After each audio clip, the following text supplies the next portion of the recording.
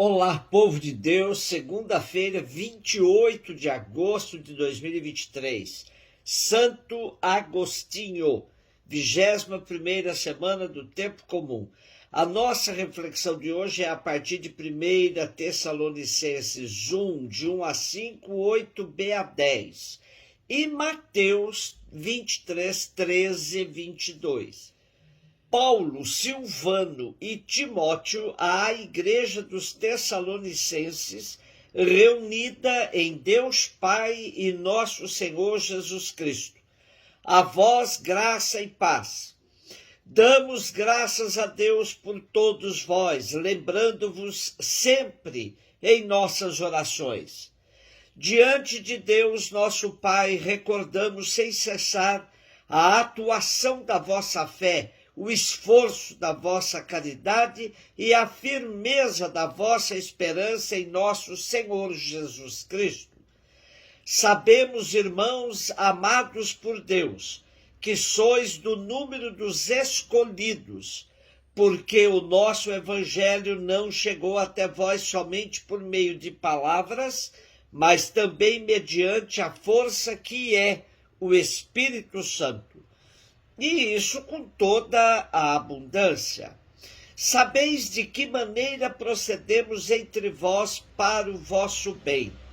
A vossa fé em Deus propagou-se por toda parte.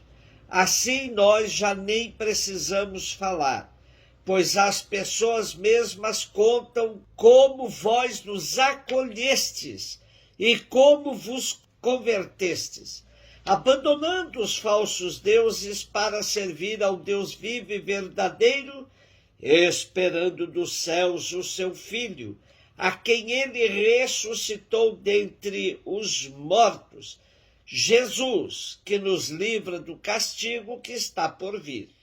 Estamos diante hoje do texto mais antigo do Segundo Testamento, também mais antigo, escrito por Paulo, escrito por volta dos anos 50 ou 51, revela uma situação bem concreta do apóstolo, que teve de fugir de Tessalônica por causa da perseguição.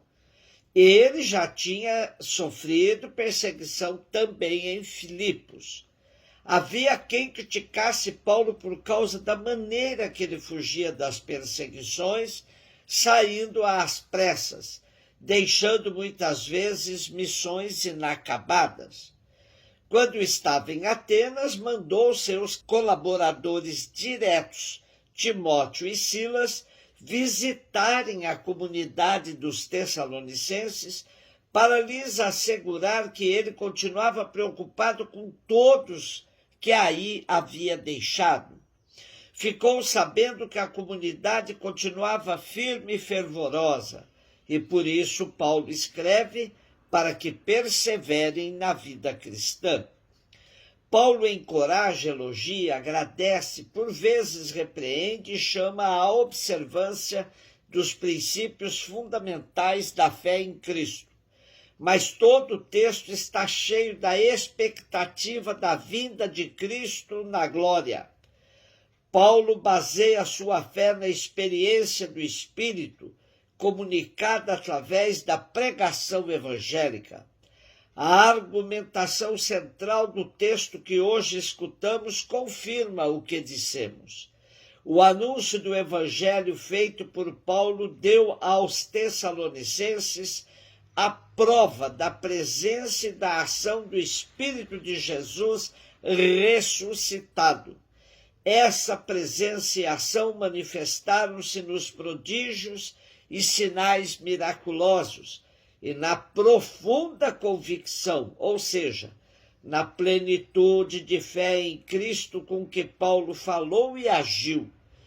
Esta fé que une Paulo e os destinatários da carta é objeto de constante esperança, que pode orientar o compromisso cotidiano na comunidade, tanto o do apóstolo como o dos Tessalonicenses.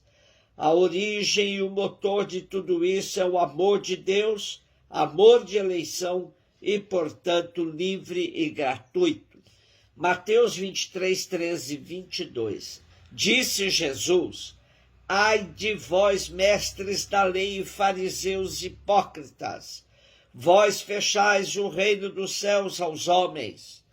Vós, porém, não entrais nem deixais entrar aqueles que o desejam. Ai de vós, mestres da lei e fariseus hipócritas, vós percorreis o mar e a terra para converter alguém, e, quando o conseguis, o tornais merecedor do inferno, 2 vezes pior do que vós.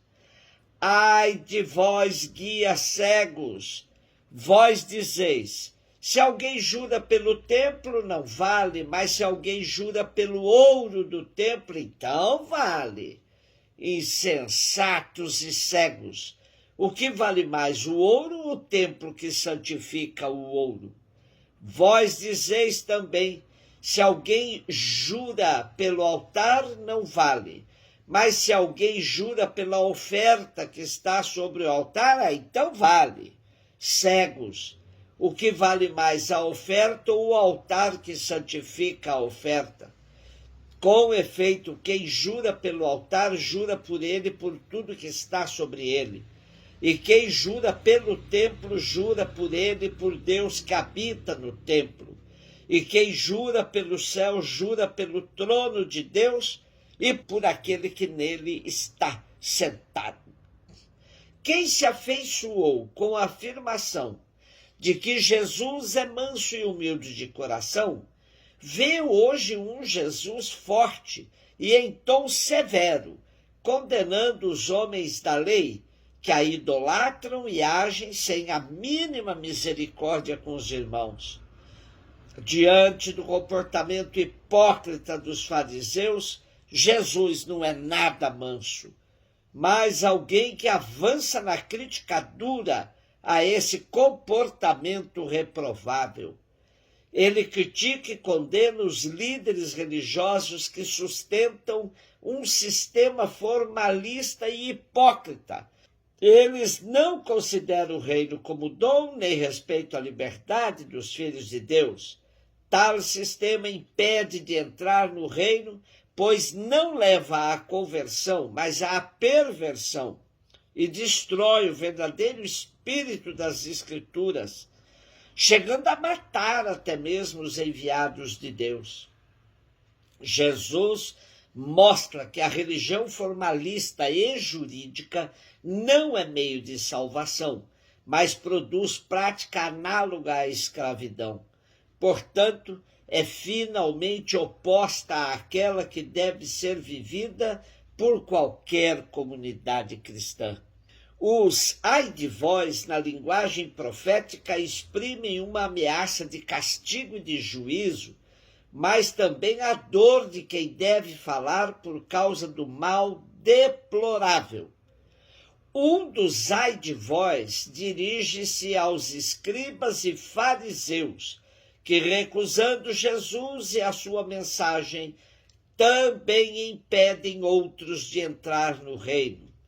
O segundo ai de vós dirige-se contra o proselitismo dos judeus, que apenas visa subtrair pessoas à salvação para as tornar fechadas, rígidas, fanáticas e perigosas como eles, e mais do que eles. O terceiro ai de vós dirige-se aos guias cegos, que com as subtilezas da sua casuística obscurecem o sentido profundo da lei, invertem a hierarquia de valores. O ouro vale mais que o templo, a oferta mais que o altar. Falta-lhes o discernimento e a interioridade. Celebramos hoje Santo Agostinho, que nasceu em Tagaste, na atual Argélia, no ano 354. As suas qualidades intelectuais depressa se revelaram, apontando para um futuro brilhante como mestre de retórica.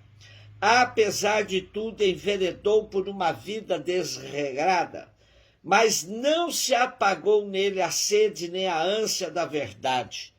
Indo à Itália, conheceu o bispo Santo Ambrósio de Milão, reviu as suas posições acerca da Igreja Católica, voltou a ler a Bíblia e abriu-se definitivamente à luz e à riqueza de Cristo.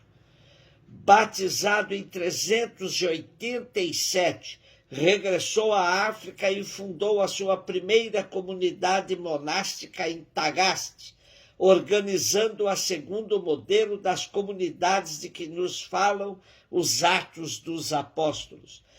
Em 391 foi ordenado sacerdote pelo bispo Valério, a quem sucedeu no governo da diocese de Hipona, no ano 395. Transferiu a sua comunidade para a sua casa episcopal e dedicou-se ao ministério da palavra e à defesa da fé. Escreveu mais de 200 livros e quase 1 milhar de sermões e cartas.